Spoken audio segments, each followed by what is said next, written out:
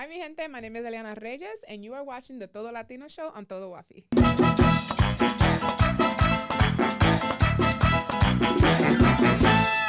Hey everybody, and welcome back to the Todo Latino show from 1500 Live at Pro Audio LA, sponsored by Global Processing Systems, the official merchant for Revolucion 2024. I am your host, Rafael. I am joined here with Daisy. I am joined with Yobi. And today we have a special guest. She's an actress. She's a producer. She's a director. She's a host. She's a model. There's not a thing that she's not. Hey, what is she not? She's Welcome to the show.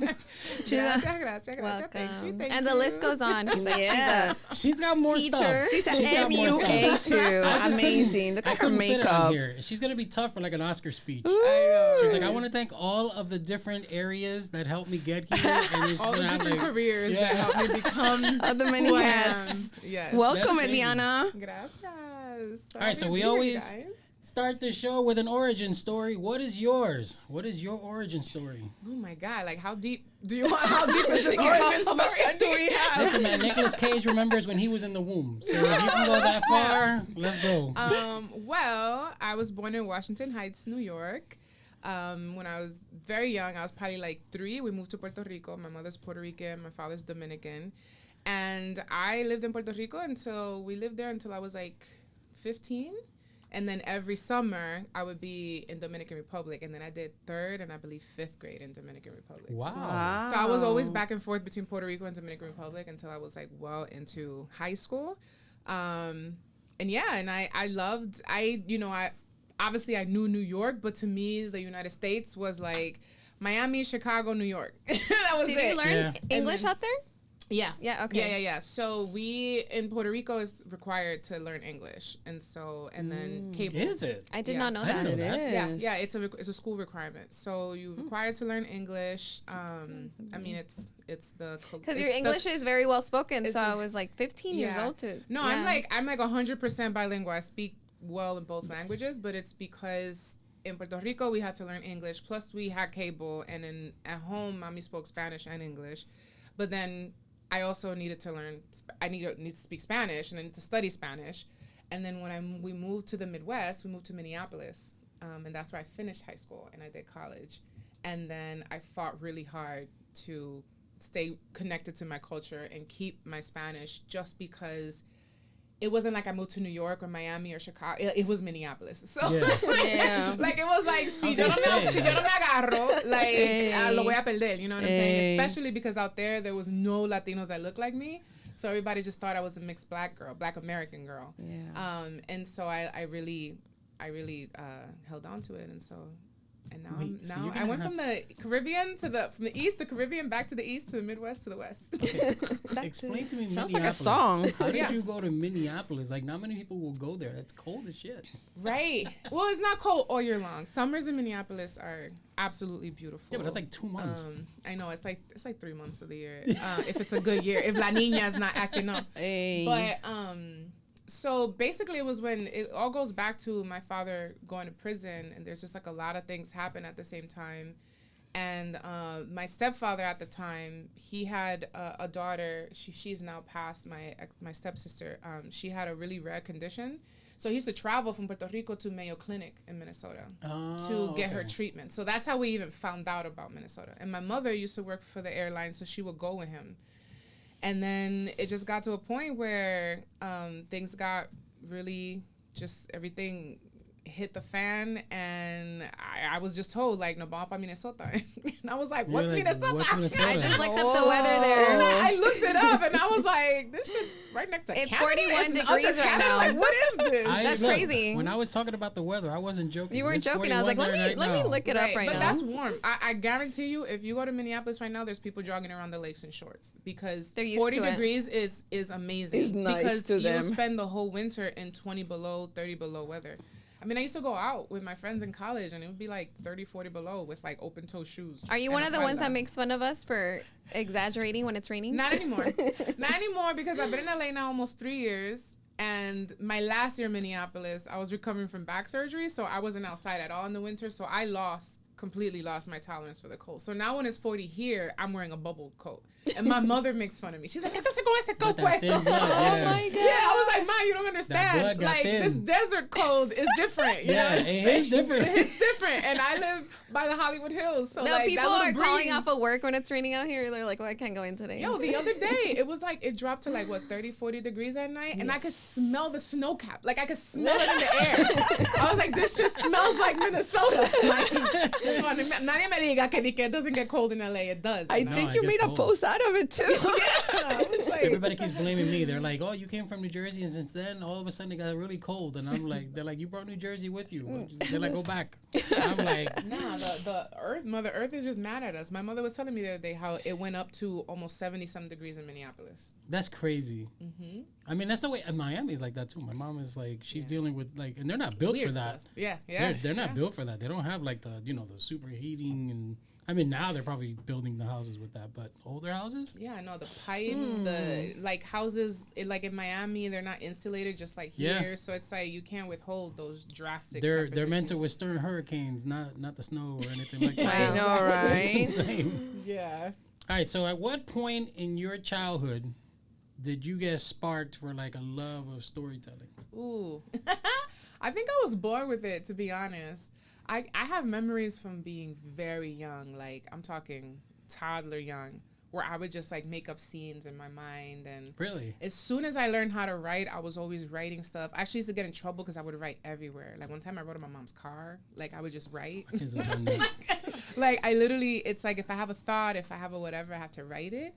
And I would like with my muñecas, everything in my room, I would just, when I wasn't acting like I was Christina or Oprah or whatever, I was literally acting out a scene. Cristina Salareri. Yeah, I wasn't playing with my Barbies or like whatever muñecas I had the way traditional kids do. They were like audiences or they were like crew Yeah. in my set, right? Like that's how I used to play with them. So it's been since I was young. It Since I was just hit very, me very that my young. kids were doing that as a young age. They would like have the room and then they would compartmentalize like every scene with the dolls and Yeah. create little rooms with different furniture and stuff. Aw. Yeah, it Bringing was, back our childhood. And then I was destroying it. And no, I'm just kidding. It's like no dreams. No, I'm just kidding. All right. So, at what point did you go into the modeling side? Yeah. Oh, that's interesting. So I should go back. This is kind of another little bit of origin story. Is that growing up in Puerto Rico, I've been 5'9" since I was like 12 years old. I've been 5'9", over 200 pounds since I was 12 years old. Like I used to play center volleyball. I danced. I was a very like athletic big girl, and so I always was kind of like made to feel like, oh, tú eres muy grande, tú eres muy gorda, like, because since I was a kid, I was always like choreographing a dance, or I always wanted to be on TV, or I always wanted to act. But there was this like back in the 90s, there was this idea of like, well, you don't look like the people that are on TV, so you can't do that. So this kind of dream of mine, would only live in my bedroom, And it took years for me. I didn't start actually, I would say, professionally pursuing my dreams until I was 30. Because I Really? I That felt. I mean, I did dance. I would choreograph these shows. I did spoken word. I did everything around it, but And then I wanted to do theater in Minneapolis, but culturally, racially, like it was so white that I had felt to be very tough. out of place. Yeah. Conscious. And I I feel was like New York would have been a better place for something yeah, like that. but I always wanted to just go back to Puerto Rico. I loved living in the island. I loved living in DR. Like it was very hard for me to adjust at first in Minneapolis, but the thing that saved me was choreographing dances. So I started a dance line in my high school. So I was a big girl dancing. I was always the big girl doing something, but getting in front of the camera and actually pursuing it. I remember going to a dance school in Puerto Rico and they told me, tú eres muy alta, tú eres muy gorda, tienes que rebajar. Like, in my hair too, there would always be like, no, que tú tienes el pelo muy kinky, tú tienes que estirarte ese pelo, like you have to straighten your hair if you want to be on TV. you know, I had like some family, just ignorancia, right? Like, oh, you know, salte del sol, like, because I was like 10 shades darker than what I am now. You know, because I have the, you know, the African and the indigenous, so I could get like penny copper brown. You know what I'm saying? I like, have when the I was a same kid, As if it's something you can control. It's like, look, like when I was a kid and I walked to Puerto Rico, I walked to school every day in PR. Yeah. So it was like I was dark. I was dark and I had big, froey, kinky hair, and that was not a beauty standard back then. So modeling and acting and all that stuff was not an option. So it took for me I graduated college. I stepped into a career in finance. I started as a teller at a bank, and then I moved my way up. I eventually landed at the Federal Reserve, which is the most, like, I guess, the highest level of finance you can get, right? You're working for, like, the Central Bank of the United States, and I was the... So it's all your fault. Pretty much. I just followed the Midwestern formula, right? It's like you graduate college, you get a 9-to-5, then eventually you go into a master's, and so I was in a master's program for organizational leadership to become a VP at the Fed, and then I had like a crisis, like literally my whole soul was like, what are you doing? Whose life are you living? And even though I was always like helping other people with their projects on the side, it was never my thing, and I never was the subject of it. So I had a really close friend that passed away suddenly, and it was the first time that I had someone of my age just like die, you know, and unfortunately I've had people murdered or whatever, but like he just died off of just like, I don't know if it was just health. Like he literally, his heart just like stopped after a basketball game, and he was a lifelong basketball player. And that really shook me because I was like, yo, like he's 31, I'm 30. You know what I'm saying? Like, and I'm like, oh, like I'm wasting time, you know? And I would like cry in my cubicle at the Fed, like, you know, I really just want to do this thing. And then I decided after that I was gonna leave the master's program I was in. And I was going to focus all of my time. I stopped helping other people with their projects. I was managing a few musical artists. I was helping them with like their branding, their imaging. And I remember I told everyone, I was like, listen, I'm going to stop doing this and I'm going to go in. And I downgraded my apartment. So I moved into like a really, like a way smaller apartment. I downgraded my car, and I used all of my extra money to pay for acting classes. Mm-hmm. And that's how I started, but it wasn't until I was 30. So acting eventually led me to modeling. I never was like, I want to be a model, because I feel like I'm too down to earth, and my depiction of models was very like, son una come mierda. But then the instructor was like, I think you need to model. And I was like, the hell? I'm like, I'm not going to model. And she was like, yeah, you need to model. You would do well. And then when she told me I was ready to start submitting to agencies, 5 agencies picked me up right away in the Midwest. Wow. Yeah. And I had no experience, but I had really great self-tapes. And that comes from playing in my room my whole childhood. You know? And she was walking in her room. And so it was crazy. It was like that exploded for me. So for 6 years, I had a very successful career as a commercial print model and commercial actress. And then I did some short film stuff, but there just wasn't enough theatrical film stuff in the Midwest where I could cast as lead. So moving out to LA was always the goal, was to be able to get to the next layer, the next level. And then I got signed out here. I came out here, did a whole year. Also, I did really big commercials and stuff out here. And then I got tired of commercials. And then I got tired of like the thirst for like storytelling, you know, was real, because commercial pays the bills, but it can get really weird and really dry. And so while I was grateful for it, I was starting to transition into, okay, let me get a theatrical agent. And then the writer strike happened, and then the actor strike, and then everything went to shit. And so, Wow. So then I was like, you know what? That's God telling me to take a pause from auditioning, because I did have audition exhaustion. Like coming out here, it was. I mean, like, you can, yeah. It was wild. It like the amount of auditions I was submitting was excessive. Yeah. So you have so much going on, like the list goes on. How do you manage all of this, and what's the process like? Girl, we still trying to figure that out. You know what I'm saying? What I make sure I do is sleep now. I started working with that's something this one needs over here. Hey. You gotta respect your sleep. Like it makes a big, you know, a lot of people are like, oh, you don't look like you're 40, this and this and that. And I was like, you know what? I drink water and I sleep. Like I don't do water. Excuse me. Like I don't. That? Can I curse? I'm sorry. If Yeah, I'm cursing. you're I fine. can't Not fuck around. excessively, but you can. Like you can't mess around with your sleep. Like I just feel like you, especially like I think just living in LA is way more demanding energetically, traffic wise, everything about it. So it's like you have to rest. You have to give your body that time to regenerate. So that's priority.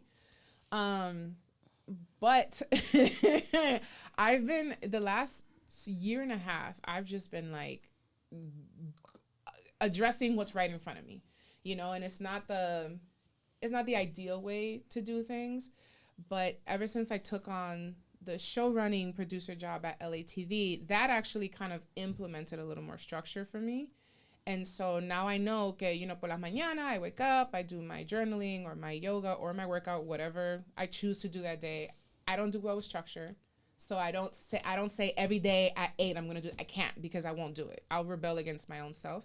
So I'll just say, as long as I'm up by like this amount of time, whatever happens, whether it's journaling or walking or yoga or whatever, that's what I allow myself to do. And then I try to get to the studio by a certain time. I do that job. And then I try to allow some time afterwards. Did you say you were 40, by the way? Did I what? You said 40? Yeah. I just Oh turned my God, I 40. literally just processed it and I was like, you don't even look a day over 30. No, I she am and like shocked right now. She and I had a Zoom when we first met. We had a Zoom where I looked at her and I'm like, no. I'm like, there's No, no because she way said that at you're in your 30, I 40s. decided to do this. So I'm like, oh, she's probably like 32 then. Yeah, no. She caught me off guard when she said she was Black 40. I doesn't was I like, know. ah. I'm She's shocked right now. glowing. She said drink water, so we know the... and she's She sleeping. looked like she in her late 20s, early 30s. Thank you. I attribute that to my mama and my abuelas. And my dad, too. My dad served 26 years in prison, and he doesn't look a day over 60. Right. You know, like so it's está en los genes, I think. Yeah. But I'm going to ride it. I'm going to ride it till I can't ride it no more. Okay, Eliana, I want to ask you, which I had the opportunity, obviously, to check out some of your work and films. Yes, we did last year. So the personal experience, or that you had deeply in creating Anamnesis. Anamnesis, yeah. Anamnesis. Yeah, that was, as I mentioned, being a working actor in the Midwest, there was a real thirst for creating projects or having projects available that featured leads of color, right? There's this joke where whenever you'd be on set, whether it was a commercial or whatever, if you saw a person of color, you knew they were talent, because there was never a director, a producer, there was no one of color as part of the team. Yet these companies, we would be the face of this diversity and inclusion that these companies had, and we're so diverse. Look at, we have this person, but then you look behind the scenes and it's like no one, not even craft service, no one, you know what I'm saying, was of color. And so there was kind of like this thirst for like creating. And for me, I was like, to your point, I wear a lot of different hats. And one of the struggles of my life, or I guess one of the rebellions of my life, has been, I'm not going to allow someone to put me in a box, right? Like, as long as I'm within the umbrella of what I love to do, like I want to be able to be all these things. So I'm like, what can I do to show that I have a skill in taking stories, putting them down visually, making it come together. I sing, I write, I act, I do all these things. And so that's what Anamnesis was. It was kind of like this project that I could say, hey, this isn't like filmed on a red. It isn't filmed like cinematically, but this is what I can do. I can take an idea, which was a spoken word piece, and I can give it a visual life, and I can take you on this journey and make you feel something, Oh yeah. And that's where I started. That was my very first project. It was a no budget project, and a very good friend of mine, Teddy, just had a camera, and I was like, let's do it. And then I hit up all my actors of color that just wanted to be in something that wasn't a Best Buy commercial or a Target commercial or a, General Mills commercial. And everybody was like, oh my God, yes, anything. Yeah, for sure. So that's how Anamnesis came about. And that really opened my mind to be like, while I was creating Anamnesis, I was also observing Issa Rae. And then I was also observing kind of Quinta Bronson's story. And I'm like, oh, so this can happen. This can be. But really my original inspiration for being all of it was Sylvester Stallone. Like, he doesn't know he's my uncle, and I love him. One day when I meet you, Sylvester, Sly, hi.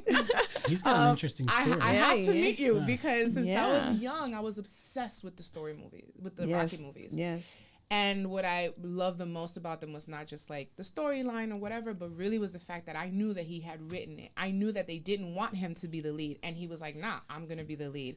I knew that he had to train himself. He had to produce it. He had to come up with the funds. He almost sold his dog, you know, and like he had to wear his own clothes and everything. Like, they told him they wouldn't fund it if he was the lead. Yeah. Exactly. Well, I mean, Rocky 1 was kind of an experience and kind of an experiment, and then it blew up, and it was like, oh. Then you can tell by Rocky 2, 3, and 4 there was significant budget. Of course, because then they believed in him, and so I was always like, I'm like the Afro-Latino Rocky. That's what I'm gonna do. I'm gonna be the Sylvester Stallone and just say F it. I'm gonna do it my own. But then we have a really great segue, because then I have the part that you are creative producer, the showrunner, Afro-Latino pillar of LATV Network. Yeah.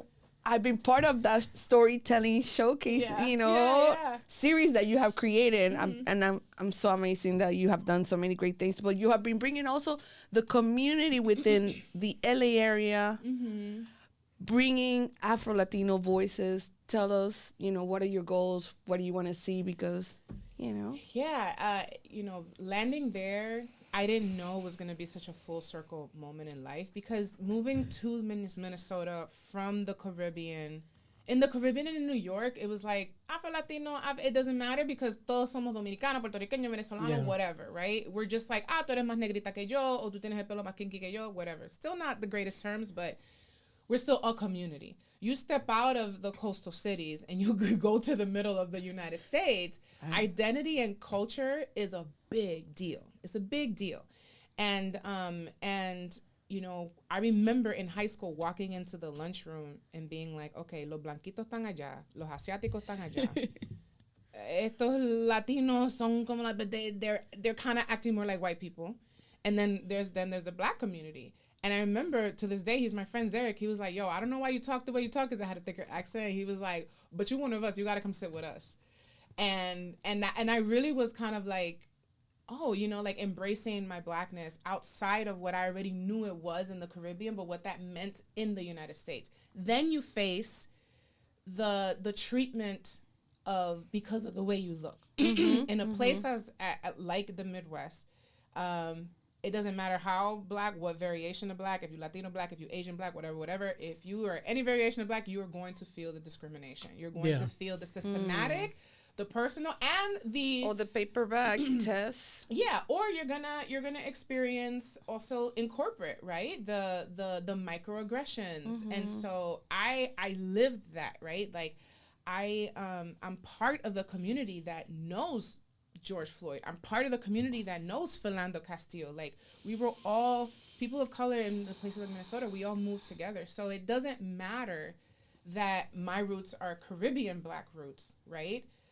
What matters is that we're all uniting as melanated people of color that are being treated and othered, treated differently and othered. In the Midwest, I also was othered by Latinos. They were the ones that mostly made me feel like, tú no eres Latina. Like, I would literally go salsa dancing and nobody would dance with me. They'd be like, ¿cómo tú te sabes las canciones? Oh, que te hiciste en el pelo? Oh, my Lord. I think it's just because I'm morena. I'm morena with thicker hair and kinkier hair, and I speak Spanish. People in the Midwest saw that? I don't think so. I think the filter. We know it because we are part of it, but once you leave, like I said, once you leave the coastal cities, because of what media puts out there, what is depicted is a very certain type of person that looks and represents Latinos. It's not me. It's not Jovi. You know what I'm saying? So when people see us and they see Spanish come out of our mouth so well, and then they also hear our names, they're like, oh, what do you mix with? Like, or why, o por qué tú hablas así? O cómo tú sabes el español? Or, oh, pero tú eres mezcla con negro americano. And you're like, so they assume that you're like African American is what it is. Like, exactly. okay. I was trying to figure it out there. Like, That's just weird for like the Latinos though to be like that. No, but that happens. And it happens ignorant here. about that. It happens in LA. It happens everywhere. It happens everywhere where Afro-Latinos are not the predominant Latino community. The anti-blackness within the Latino community is serious, right? Well and documented. You don't have to be a dark-skinned Latino to experience that. Mm-hmm. You just have to have a wider nose. You just have to have a little more textured hair. You just have to have bigger lips, you know, or even have el tumbao caribeño, que es un poquito más urbano, right? That alone separates you from a lot of like the media and the Hollywood depiction of what we want Latinos to be. I've been told by agencies and casting directors that we have to submit you as Black or ethnically ambiguous because you're not what they're looking for when they say we want a Latina for a role. And so it's you know, having went through that in the Midwest and then coming here as a model and as someone who was, you know, auditioning constantly and seeing also when I would get these castings, it would be like, we want an Afro-Latina, but speak Spanish but speak like Mexican Spanish. But we want a Caribbean Afro-Latina. And so we're like, it's so weird because you're like, that just makes no sense. Like, what is not that there's breakdown? not Mexican Afro-Latinos, obviously, No, yes. there's But when Afro-Latinos you're everywhere. calling out a Caribbean Latino culture, but then you want me to speak with an accent that's not native to my culture. And I get it because that's the predominant, you know, culture of Latinidad here in Los Angeles. But at the end of the day, what really motivated me with LATV Roots and with Afro-Latinos is that when we look at Latinidad globally, when we look at what moves globally when it comes to Latinidad, is music and food. Yes. And on a global level, what moves popular culture and what has moved American popular culture has derived from the Caribbean. Has been Panama, Venezuela, Puerto Rico, Cuba, Dominican Republic. Yet we are the least represented when it comes to media, movies, Hollywood. But we're the ones who have created this Latin boom. Yeah. You know what I'm saying? And so there's this huge discrepancy with not only representing us, but also representing this very nuanced experience of like what it's like to feel othered within your own people, but also what's the nuance of presenting Black, embracing your Blackness, but also understanding that there's a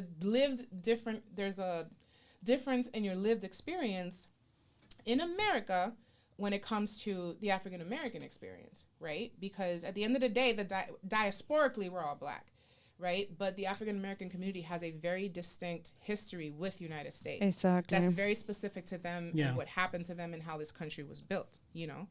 And so they got 400 years of history that... Right. And so culturally, there's things that belong specifically to that community. And then there's spaces where we completely intersect, right? And then there are a lot of African Americans that have Latino roots, especially here in LA. Yeah. You have a big community. You know, we had Sharon Cruz from Afro-California come in and talk about this in the show, where a lot of them are African American, but like their abuelas from Guatemala or from Panama. There was a huge Panamanian influx here, like back in the 70s. And, or, you know, el tío es salvadoreño, or el papá es mexicano, or la mamá es mexicana, you know, like hella Black Mexican. Ikrama's show is about that, right? Yeah. It's like, it's about her not understanding, like, her identity as a kid, you know? So there's all of these nuances that are never included when we talk about Latinidad as a whole. And so it was a great opportunity for me to come in with my lived experience, having been in the Midwest, and open the door to other voices and other experiences, because the unfortunately, you know, the darker your skin gets, the harder, the more complex the experience gets. And so how can we celebrate Latinos Unidos, understanding that there are still very nuanced experiences that need a safe space in order to talk about that, to celebrate it, and to highlight it so that we can be more aware and that we can actively make changes within our own community, because the colorism is very real and still alive. I mean, Amara La Negra Elijah, our the editor that I have with LATV Roots, he just wrote an article about like Amara La Negra's baby dad like coming at her for her skin color, and the colorism, and he's Dominican, you know, and the colorism that's happening. And so that's one of the reasons it's one of the topics at Revolucion the colorism versus racism Yeah. panel. It's one of the reasons why I thought it was a really important panel to discuss. Yeah. Just because I think that within our community, we haven't really addressed it in the best way possible. And Yeah. we need to start destroying that stigma like big time. Yeah, because a lot of people everybody's like, well, nosotros no podemos progresar porque no estamos unidos. Okay, pero ¿cómo nos vamos a unir si entre nosotros mismos nos estamos discriminando? Yeah. You know what I'm saying? So it's like We're still putting out the same stereotypes. We can't just do the blanket and be like, don't worry about that. Let's just all be Latino. And it's like, yeah, ideally that's the goal. But we could all be Latinos understanding that the culture in Panama is different to the culture in Guatemala, which is different to the culture in Mexico. And the more I feel like we celebrate those differences, our cultural differences, the richer we are as a community, the stronger we'll be, because then we can celebrate each other and not do the whole, I don't know, I kind of compare it to like when white people say they're colorblind. You know, it's like, I don't see color. And it's like, well, then you don't see me. You know what I'm saying? And that's just your excuse to not take accountability for the role that you play in the institution of racism and white privilege, right? So if we want to, as Latinos, come together, I feel like we have to acknowledge who we are as people, you know, culturally, and then we can come together. Yeah. Pero, yeah. So anyway, that's where LATV Roots lives. You can cut that up however you need to. That's what LATV Roots is. We focus, you know, it is about the Afro experience, but we also do acknowledge like the indigenous roots, because you can't talk about one without the other. Yeah.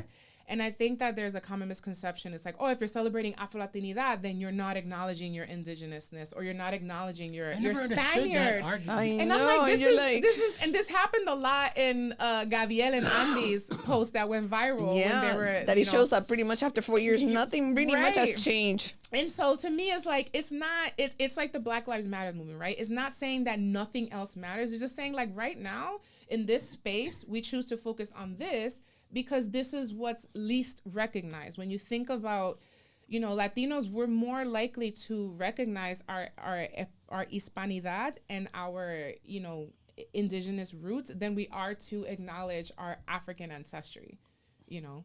And so that's what LATV Roots is about. It's really about us healing as a community, coming together in LA.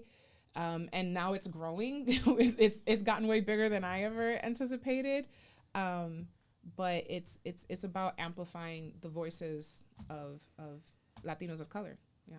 So what advice would you give to like aspiring storytellers, especially those that are in underrepresented communities?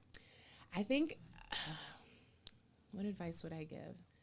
I think find your village. Like, I think it's really important to not. That's a good line. You know, I think it's important to find your people, right? And then build with your people, right? Like, one of the things I had to do when I was hosting at Black Dignidad on LATV Roots, and when I took over it, the very first thing that I told LATV was like, I need this to be a communal space. This has to be a space where like it feels like we're tapping into community and we're building community, because the experiences that people are having, the otherness, the confusion in identity, I don't feel like I can have a say in this, or I don't know if I should speak up about that because of how it, you know, all of that, it really affects confidence and self-belief, you know? And so it's like when you have a community and you can talk about these things in a safe space, then you start to heal individually. And then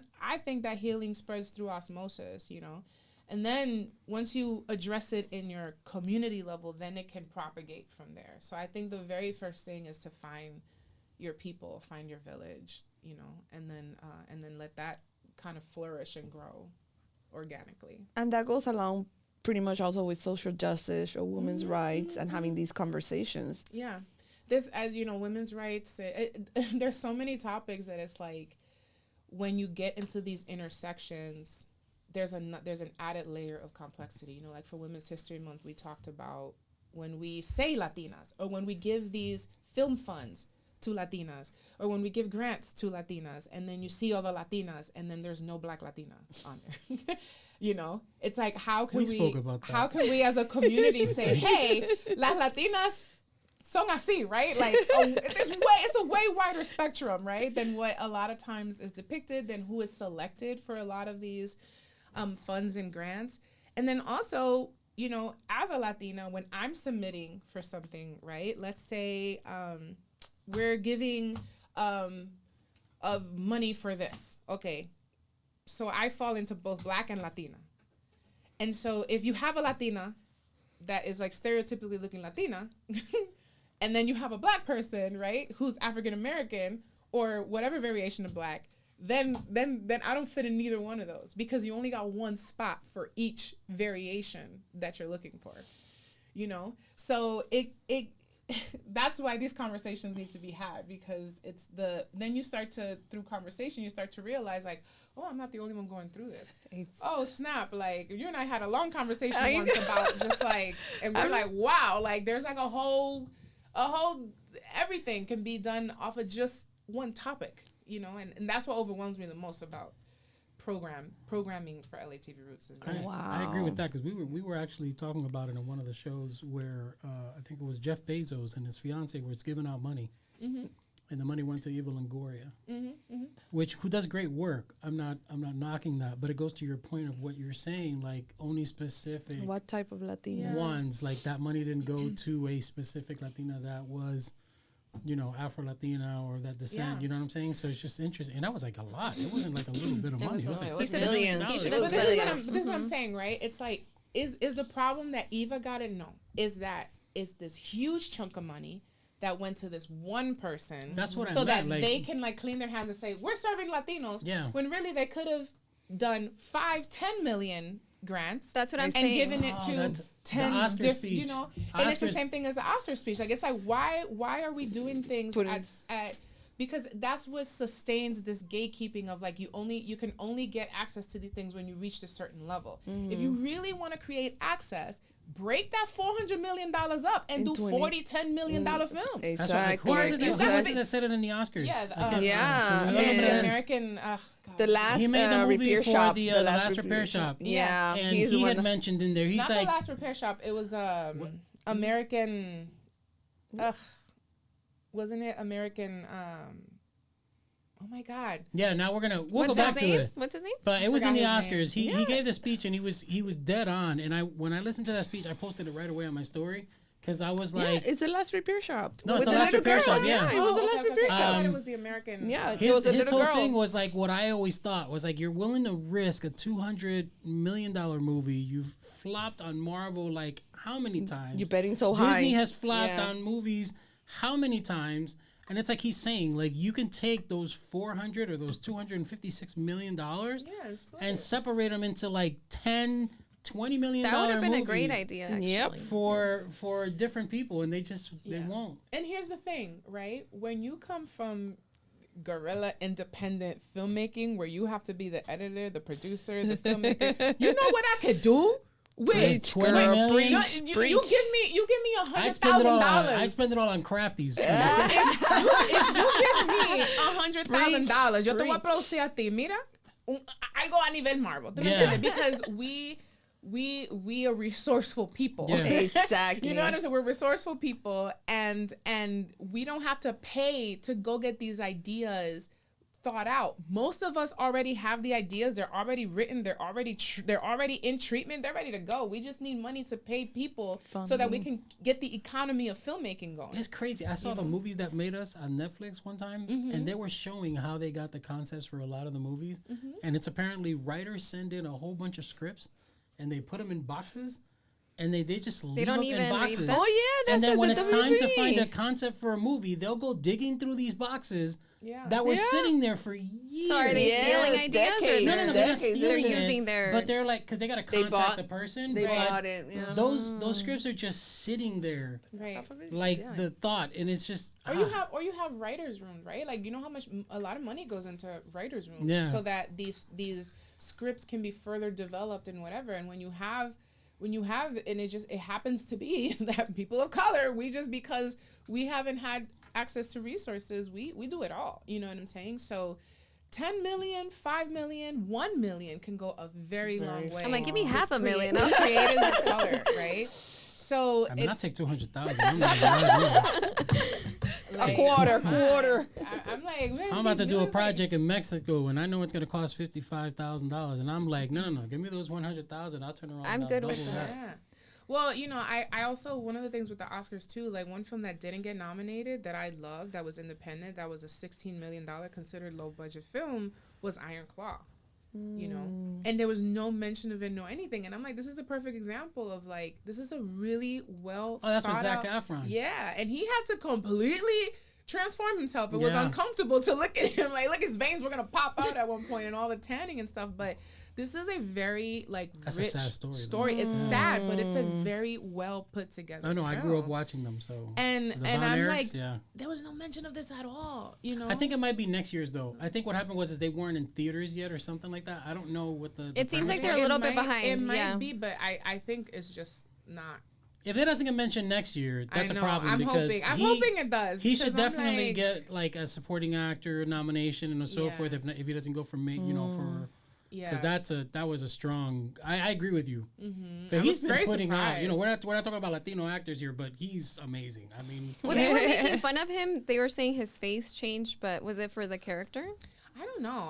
I think there was 'Cause he I does think look very I think different in he that had character. an accident or something happened where he had to end up getting his nose or his jaw fixed or something like that. So eso no sé. No, don't quote me on Yeah. that. But like, but we don't have the inside scoop. But you know, my point is that it's like access. You know, there's ways to Funding. make these things more accessible. Even just internships, opportunities, shadowing, you know, conversations. Like it doesn't always have to be. Yes, funding is important, but it doesn't always have to be about money. You know. I agree with that. Sometimes it could be like if someone that's at a higher level than you just shares your trailer, like that can just help reach. You know what I'm saying? Like that alone is currency. I think that's the biggest thing for us. Like we've done a lot to try to help support short films. Like even last year with Revolution, we turned around and we had like a whole short film presentation that we did for the in-person event. We just feel like it's extremely important. Yeah. We'll be doing it again this year where we have the film industry panel. It's a lot of short film people on there. So for us, it's pretty cool. Now, talking about films, you're creating your feature-length documentary, Yes. Vida Nueva. Yes. What is that about? Let us Rep the know. damn, Look, rep she the got the hoodie, shirt. rep the hoodie right here. Rep the Talking about hoodie. where can we get the sweater? Yeah, we are working on them. We have T-shirts, we have sweaters. This is one of the concepts. My brother made this for me. It says a film by Eliana Reyes. And then we have the Monumento de Santiago, and then the I didn't the see Empire that. State That's Building. actually really Yeah. cool. Because you know that's what the story represents. It's a very, you know, New York Dominican story. It's like it's the story of like first gen immigrant kids and our father and you know and as I mentioned earlier, when he went to prison, like I was a teenager. A lot of us were young, and it really shook our lives because he was the main provider and not just like financially, all the things that happened. The only ones that from my siblings, me and Max have the same mom, but a lot of my siblings, we have different mothers. So all of our lives were impacted very differently. And when I got the call that, you know, the release date was actually happening, because you never know with the BOP system, we were like, oh snap, like this is happening. And I was like, I can't call myself a storyteller if I don't tell the most impactful story of my life. You know what I'm saying? Because everything of who I am, me landing in Minnesota, having a career in finance, you know, all the skills that I learned from being a project manager in corporate is what translates to me being a great producer and being able to direct a film and execute ideas, right? It all ties in together. Same thing with my brother Max. And so, you know, I had already done the short films and Anamnesis. I haven't done anything at this scale yet, but I'm already working in TV and stuff. So it just made sense. And I talked to Max, and Max was like, yeah, let's do it. And so we just bootstrapped it. You know, I called in favors, and we were able to document the days here in LA when we were getting the calls of like, okay, is he actually being released? Yeah. Yes. Okay. And then there was step one. And then step two is like, okay, he's released from the BOP system. Okay, but then he goes into like custody with the marshals, and then that whole process, we didn't know how that works. And it's really hard to get in contact with these people, and you don't know what's going on. And then it was like, then he was in holding with the marshals for like another month and a half. And then they're like, oh yeah, this date he's on a plane. And it's like, oh no, it's this date. You know, and then it's like he's talking to all the tias, and so then you have all these different stories. We didn't know what the hell was going on. So there's a scene in the film where I'm pissed and I'm like snapping on the phone, and that made it to the trailer because it's very real. It's very like you're just trying to figure out what the hell's brings going you in. on. Yeah. And not only that, it's all happening in you know, we're trying time? to plan this thing, we're filming, and then your feelings of 26 years are coming up. And I just remember being like so anxious. I was so sick, like physically sick, just like anticipating like, oh my God, what is this going to be like when I see him? Because I hadn't seen him in like 8-9 years. And so it was a lot. And, you know, and we ended up going to DR, and we filmed the moment that we saw each other for the first time, that first embrace, the very raw display of emotions of like this culmination of 26 years. Because at the end of the day, like, we love our father dearly, you know, and we understand the things that he did do, and we understand the things that he didn't do that he paid for, you know. And so it's just been 26 years of like longing for this piece of you that has been put away, and all of us experienced it, and it impacted us in different ways. And so I really wanted to create a space where like my brothers could open up because they never have, that my father could open up because he never has. And so I had two choices of, I can focus on like the case and what happened and this and this and that. And I was like, you know, what do we have that's ours? And it's our feelings, and it's how it shaped our lives and how it impacted us and how we're looking forward to reintegrate and you know, with the spirit of like forgiveness and hope of a new life. And that's really where the name of the film came from, Vida Nueva. Vida Nueva. Yeah. So yeah, we did it. And sometimes I'm like, wait, all of this happened already? Like, you know, and then working on the film in post while still reintegrating, still getting to know, you know, each other again, even siblings coming back together, because we all kind of just like, we're just living our own lives, because it's this big elephant in the room that nobody wants to talk about anymore, because you get tired of talking about it, because it's 26 years. Yeah. It's not 3, 4, 5 years. It's 26 years. So llega un punto que you're just kind of like, I have to compartmentalize this. Otherwise, I'm not going to achieve shit in life, because there's a certain amount of guilt. That's what I don't talk about. When you have a person that's close to you that's in prison, especially a parent, you have this weird guilt of like, I shouldn't go and pursue my dreams. I really shouldn't be out here taking these trips and seeing the world. I shouldn't get married yet until he gets out. You know, all these things, because you feel guilty that you're living your life. And then you can only update him maybe with like a picture or two when you mail him something, if he gets the mail. You know. Well, I'm absolutely glad that you made this a movie, because Thank you. I don't know if I could read another book. I had to put out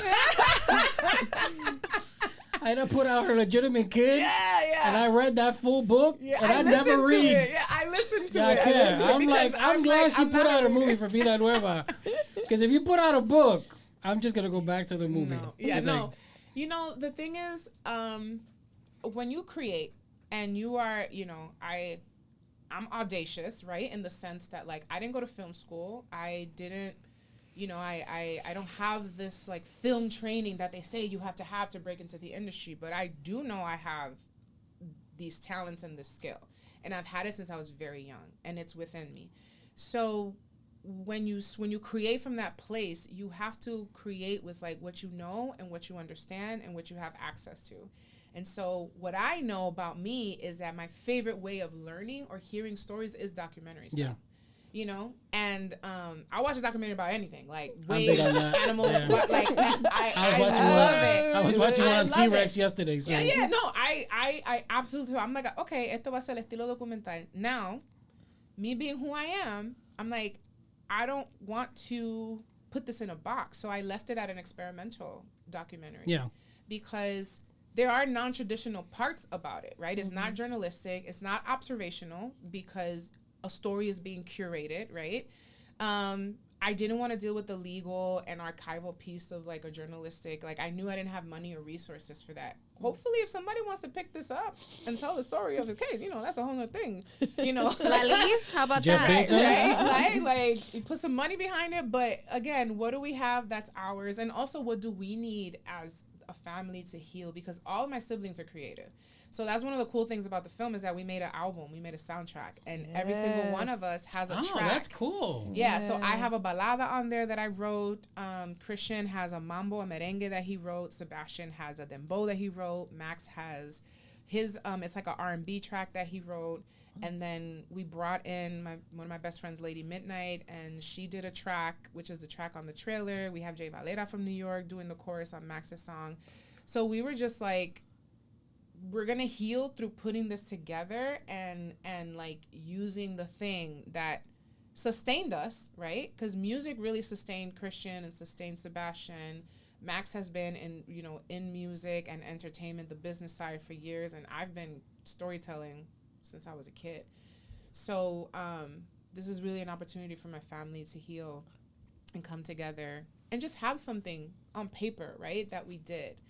And then we realized that, it's not just about us, right? Like, mucha familia latina, that, are dealing with that. African American. Yeah. Like, because, especially in the 90s, like, long-term incarceration was a thing. There's a lot of Black and Latino there's bills that were signed, right? We don't even need to get into all of that, into how, like, maximum sentences for minimal crimes, or, hey, we're going to build this case and manipulate someone to say something so we can hit you with a RICO. I remember like, there's that. a lot of things that happened in the 90s. And so there's a lot of families that have been broken. And so my idea for Vida Nueva wasn't so much about, hey, look at this, our dad is out, watch it. It's about, what does long-term incarceration do to those that are left on the outside? Yeah. And to the person that's incarcerated, right? And that's really what it's about. It's like, it doesn't matter what the crime is, obviously, as long as it's not like rape or murder or whatever, but it's like, back then it was marijuana. It was a lot of weed, a lot of drugs, substance right? abuse, a lot of drug crimes. And had 3 strikes, you're out, bills and all kinds of stuff. And if they can, and they can build a case around you, they can paint you for stuff that you didn't even do, So, it's about, this is the emotional impact of long-term incarceration. And the beautiful part about the film is that I didn't plan on doing the interviewing of my siblings because I wanted them to feel safe to open up. And I had brought my friend Lorena Jorge, who's also an actress, and she AD'd the film, the Dominican Republic part, and she was supposed to do it, but then she got this huge callback, and we're like en el campo, and I'm like, girl, go do your callback. I'll do the interviews, and it was emotional to see my brothers open up and speak up for the first time. The same day that I also interviewed my father, which is also the same day that I got interviewed.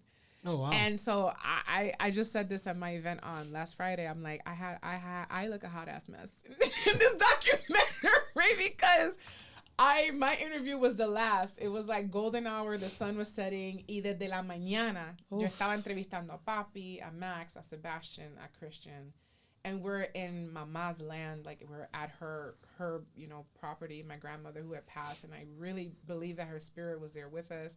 And it's like, it was just this very, very emotional. So by the time I sat down to do the interview, it's like the stress in my face and it was a lot. So, what's the plan for like the distribution side of it? Like, are you guys going into the festivals first and then?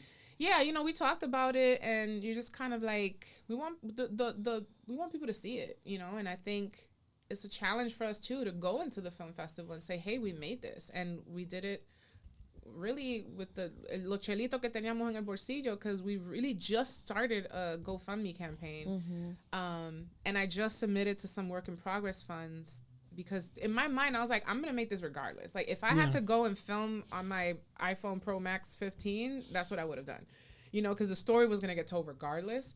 But what ends up happening is that as we're putting together the thing, I'm like, oh shit, I'm sitting on something way bigger than even what I could have imagined, you know. So we were like, let's do the film festival run. I was gonna try to do it last year, and then I had to humble myself and be like, girl, you ain't ready. This ain't ready, you know. And so I waited, and so we're doing final touches now. We have some color grading to do, some other stuff, and then music placement. But next we'll release the soundtrack album so people can enjoy the songs and get familiar with them. So when they see the film, they're like, oh, that's that one song or whatever. And then we'll start submitting to film festivals.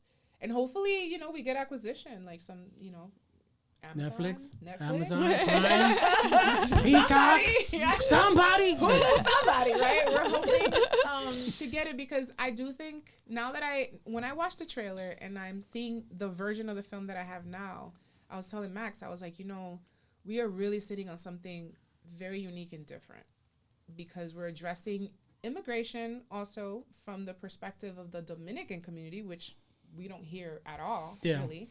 We're dealing with long-term incarceration. We're dealing with healing in real time on camera. And then we have this very like cool raw edge to it, which is like all of these original songs that we've made that represent our culture and our influences as we've grown up as, you know, first gen immigrant kids here in America. So it's I keep looking at the film like, damn, this is different. This is different. And I'm excited about it. But I'm just hoping that it can be, that it's valued. And we posted the trailer, and I'm still overwhelmed. Oh, you got to send me. Okay. So, I mean, you got to send me the trailer. So yeah, it's on my Instagram. It's on the Instagram. Okay. Yeah. So we'll definitely do our part on share. If people wanted to like follow you and, you know, all of your work, and especially the LATV, like how do they do that? Easiest is Instagram. I am Eliana Reyes, and there you'll see I have my LATV Roots page linked. That's for my LATV Network work. And then Vida Nueva Film, at Vida Nueva Film, we have our own Instagram page as well. And there on the link in bio, you'll get the website. You'll see the crowdfunding link. The trailer is also there. And yeah, it's just, I'm still kind of like, we may need to showcase at this. We may need to showcase at a special event that's taking place in September. Yeah. I don't know if it'll be ready. I mean, I'm hoping it'll be ready, but no, my leave is in May. Oh, I was like, which one are you talking about? How are you not? My days are all mixed up right now. Yeah. Well, we're gonna have at least an hour. It's an hour. It was pushing an hour and a half, and I cut it down. Oh yeah, the September one. An hour 10 minutes. I feel like people's attention span is. It's getting to the point where it's like a good hour. A 2-minute 7 minutes. 2-minute films are the best way to go now. You're trying to tell a story in 60 seconds. Yeah. I know. It's Whatever. Thank you for coming on the show. No, thank you guys for having me. I feel like it's about time. Like we haven't met in person. This is like the first time. It's crazy. It's like it's. I'm really grateful that you guys had me here, and thank you for amplifying us and our work. And I hope that we could just all continue to grow in what we're doing. And thank you for this. Hello, can we talk about this? Like, we talked about it. Fifi has a magazine. Like Cerebral, I love it. We put in work. It was good. It was good turn. And then the event that we had for it last Sunday actually did really well. And you know, a lot of women there who empowered each other and were able to connect and network, and it's just really cool. And we're hoping that, you know, a lot of people support the magazine going forward. Because obviously we're not like one of these major corporations, so everything is community funded when it comes to a lot of the stuff that we do. I know all about that. Yes. So for those of you who are watching, no, I'm just kidding. All right. Well, again, thank you for coming and joining with us. This was really awesome, and I can't wait to see the film. Hopefully, we get to showcase it as well and share it and promote it and do what we can to elevate. But that's our show, ladies and gentlemen. Thank you for watching the Todo Latino show. We hope you enjoyed this interview with Eliana. Thank you. And that is Daisy. That is Joby. And just me now. Follow us at Todo Wafi and at Todo Latino Show. I am Rafael, and we are out.